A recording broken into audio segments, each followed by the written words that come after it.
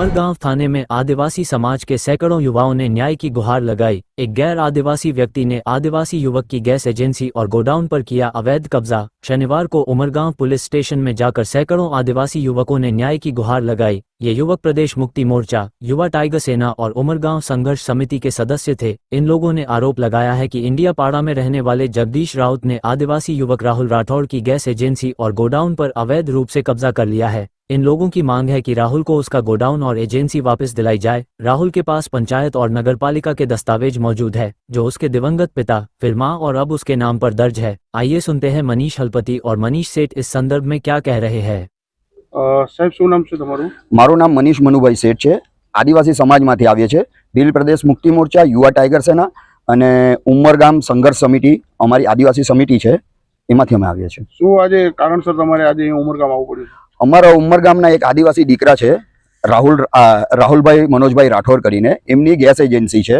એ gas agency આજે એમના પપ્પાના સમયથી ચાલી આવેલી છે। એમના ફાધર પાસે હતી, એમના ફાધર એક્સપાયર થઈ ગયા, પછી એમના મધરના નામ પર થઈ ને અત્યારે રાહુલભાઈના નામ પર જ છે। પણ આની ઉપર એક બિન આદિવાસીએ કબજો કરી રાખેલો છે, જેની પાસે કોઈ લેખિત પુરાવા નથી। માત્ર એક બાંયધરીના હિસાબે એ લોકોને એ હતી ને પછી એ લોકોએ કબજો કરી લીધેલો હતો। તો હવે એ કબજો અત્યારે કોની પાસે છે અને તમારી શું માંગ છે એમાં? એ કબજો અત્યારે પેલા બિન આદિવાસી જે ભાઈ છે જગદીશભાઈ રાઉત કરીને છે, એ જગદીશભાઈ રાઉત વંશ જગદીશભાઈ રાઉત તેમની પાસે છે કબજો। તો અમે અત્યારે આજે પોલીસ સ્ટેશને આવેલા હતા એ મુદ્દે ચર્ચા કરવા માટે કે આ એમની જે ગોડાઉન છે અત્યારે જે આ અમારા રાહુલભાઈના નામ પર જ છે ને પંચાયતથી માંડીને નગરપાલિકાથી માંડીને તમામ ડોક્યુમેન્ટ એ લોકોના નામના જ છે। તો આ કબજો એમને આપવામાં આવે જેથી કરીને એ પોતાનું જીવન ગુજારી શકે।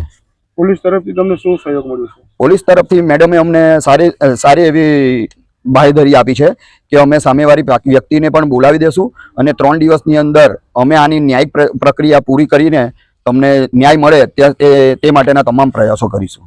જે બિન આદિવાસી જે અત્યારે કબજો ભોગવી રહ્યા છે, બરોબર, તો તેમની સાથે કોઈ એવું લેખિત પડાઈ કે એવું કંઈ કરવામાં આવ્યું ખરું?